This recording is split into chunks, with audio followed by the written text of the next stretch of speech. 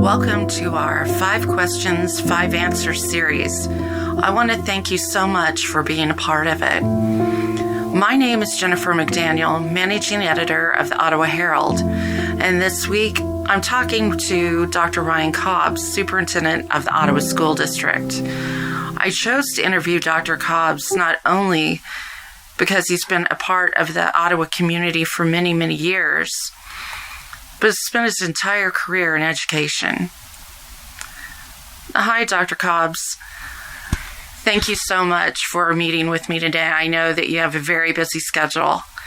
Why don't you tell me a little bit about yourself and the role your organization plays in our community?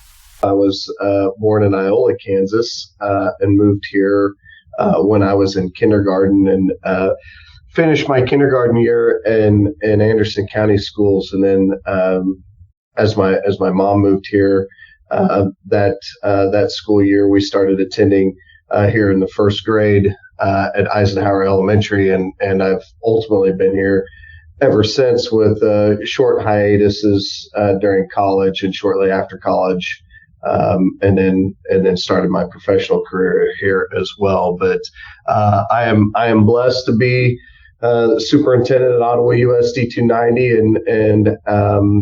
and the opportunities that this community continues to provide for me and my family, and certainly the students that we're charged with servicing in this great community. So again, very blessed and working on, I think, 23, 24 years in the district, I think, and my 6th year as a superintendent, and looking forward to continue to providing great academic opportunities for our kids and great education for all of our students going through USD 290 schools.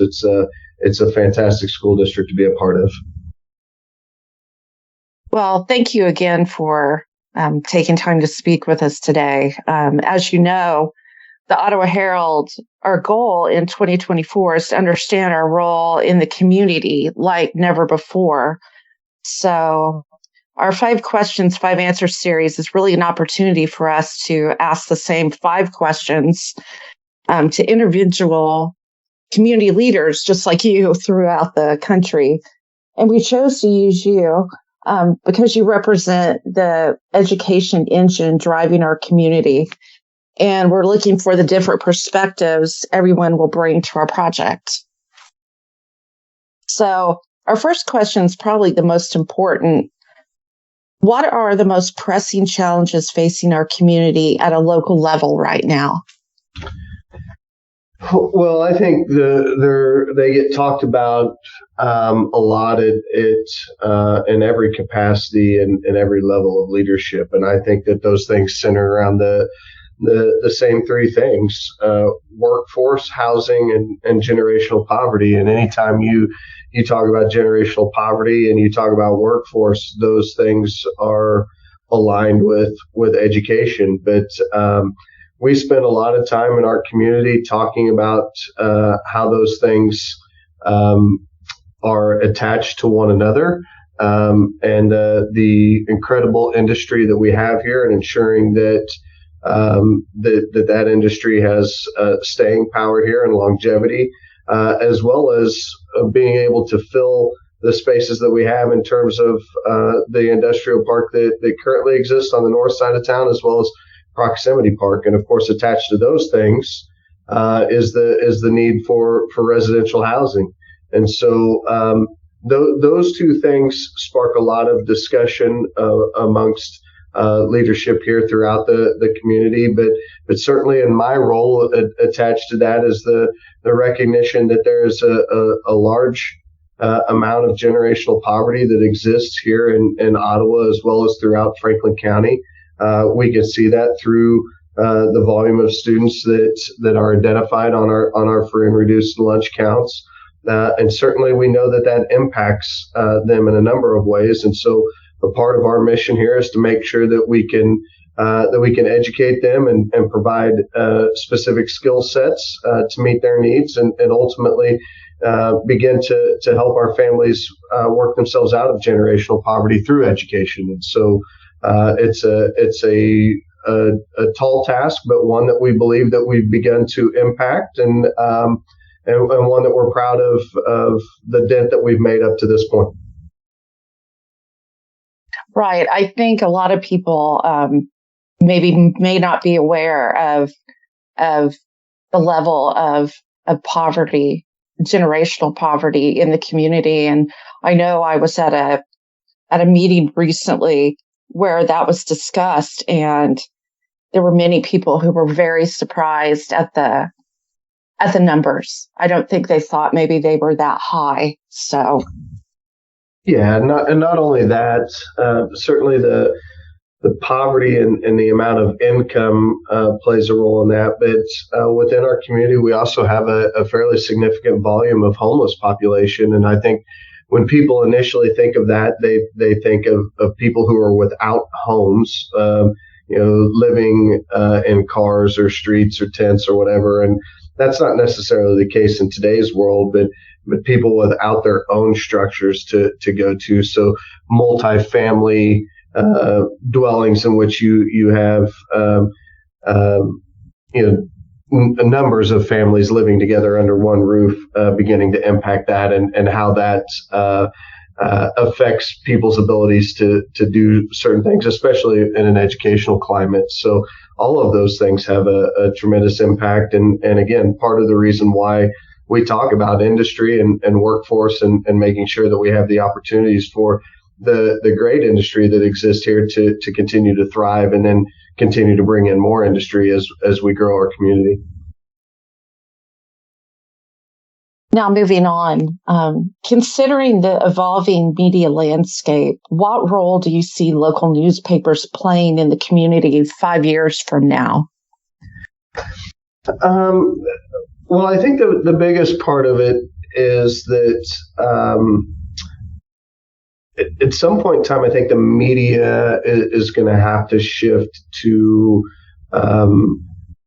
less interest in the things that draw attention, immediate attention, which typically tend to be negative or shocking type of things, to more positivity within what our communities do.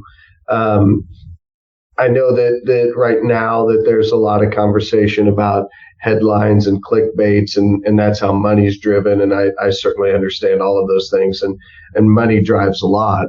But I think that you're beginning to see a shift in people looking for the positivity in our world, and looking for the great things, and wanting to read and listen and hear about the great things that are happening in our communities, not just the Ottawa community, but communities across Kansas as a whole. There's so many great things that are happening. We have people doing incredible things and wonderful things to be excited about across the state.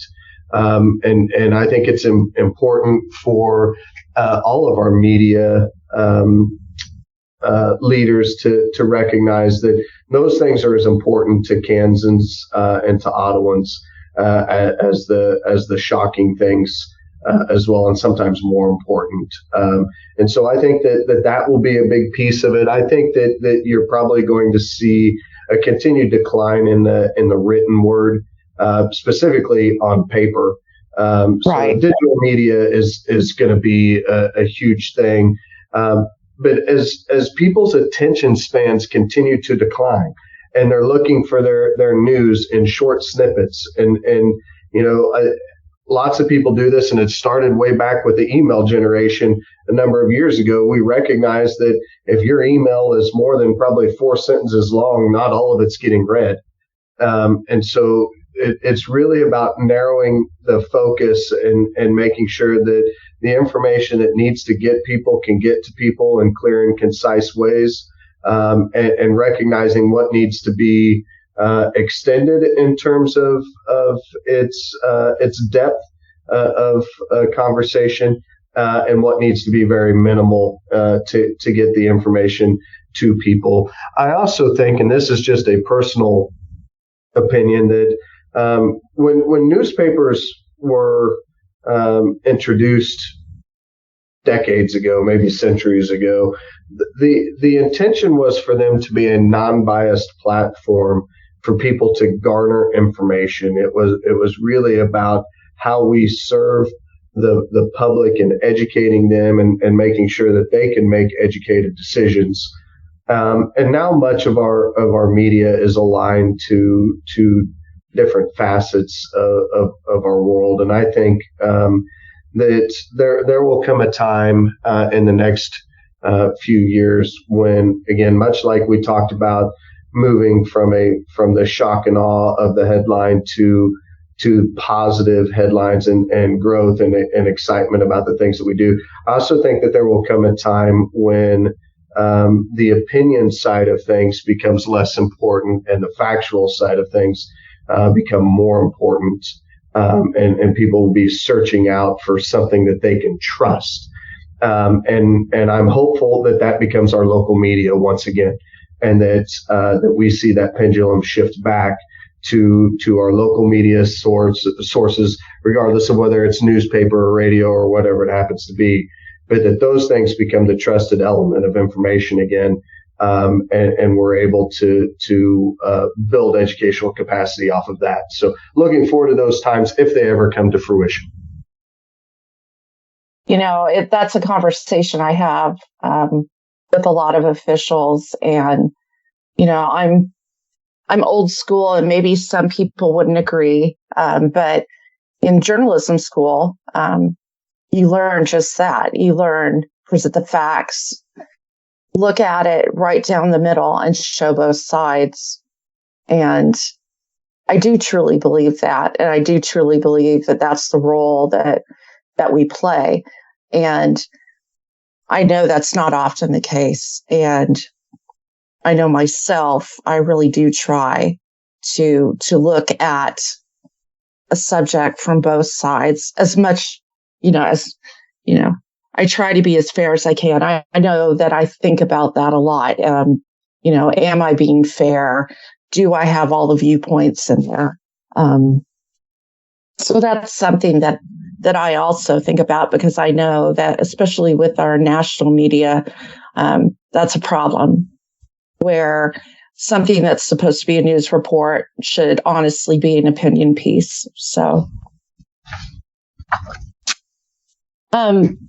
now, in your opinion, what role should our newspaper play in promoting civic participation and community involvement? Well, I think that these are some things that have been lost in communities. There was a time, and it's like we're getting nostalgic here, but you think about the days of the glory days of local chamber of commerces and things like that, and they relied on the fact that people believed that it was their responsibility to be engaged in their community, and that's right or wrong. That's just not necessarily the way that it is anymore. And people are looking for the reasons as to why they need to be engaged in our community. And if they opt out of engagement, then that's their choice. And so I think it's important for all of us who are in roles who rely on the engagement of other people to find success in their area. I think it's important for us to make sure that we're very informative, to make sure that we have platforms for people to know the things that are happening, to make sure that people can readily access how they get to those things. And so I think about this in terms of the Ottawa Herald and how it can do this. But social media has become such an immediate need for consumption of information that this is a time when I think that it can become a place for different civic clubs, Rotary, Optimist, Lions Club, whatever, to post things on your Facebook site to say, or your page to say, hey, we're having a luncheon today. These are the things that we're going to be discussing. We're putting together volunteerism for this, that, or the other thing. And what it ultimately is going to create, I think, is a need for all of us to reconsider how our organizations are driven. So I know that may happen with the Herald and a number of other entities right now. I also know that typically in a lot of those situations, there's a cost that's associated with those things. And so people have to make a choice as to whether or not they have enough money to post it there and whether the information gets where it needs to be. And I think that at some point in time, we're going to have to really consider how the funding mechanisms for these things work. If the intention is to make sure that people are informed, right? And so there's so many platforms out there now that nobody can be a member of all of them, right? And so it would be interesting to see if there aren't some ways that much of the leadership in our community can find a centralized platform that would allow information to go out to anybody and everybody in a place where everybody could go to find specific information. That used to be the newspaper. Right. And that used to be what happened there. And everybody knew that if they were looking for some type of information, whether it be job searches in the classified section or information on upcoming events, that they could go to the newspaper and they could find those things. And that's not the way our world operates anymore. But I do think in a digital platform, there's a way that we can begin to bring those things back. And that people can, once again, trust in the Herald to be the provider of the information. It probably does require a change in vision in terms of how money is driven, because again, everything is driven by money, and nothing is for free. But I think if the mission of what our intention is, whether it's your organization or my organization or whoever we're talking about, if the mission is to make sure that we're informing people, then I think that there are some ways that we can do that moving into the future that begin to impact people more readily and easily. Right. I think you bring up some good points there. Now, what community events or activities do you believe our newspaper should cover to better connect with our residents? Well, I think that there's one that nearly everybody is involved in, right? And that's the government stuff. So local government things, the city council stuff, city commission, the county commission, I think school board stuff. I think all of those things are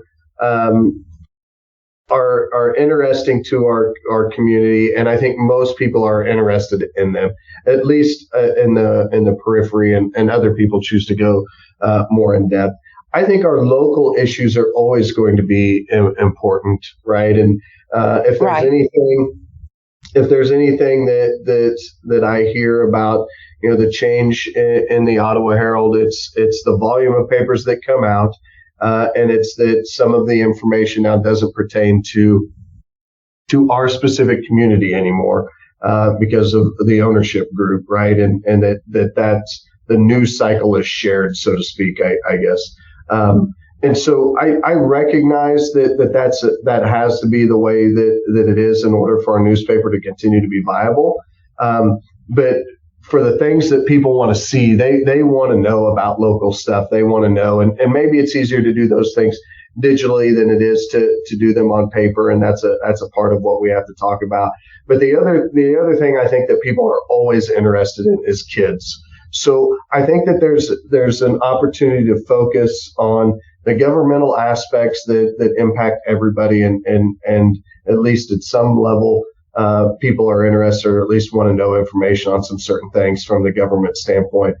I think that anything that has to do with local ventures, whether it's happenings that are taking place on Main Street, the great things that are happening at the Ottawa Memorial Auditorium, the things that our civic clubs and groups do, the volunteerism opportunities that exist, the opportunity for the educational things, whether it's athletic events or academic programs, or even the the activity piece, the academic activity piece of what's going on in our schools, and not just Ottawa schools, but Franklin County schools in general. I think all of those things drive readership.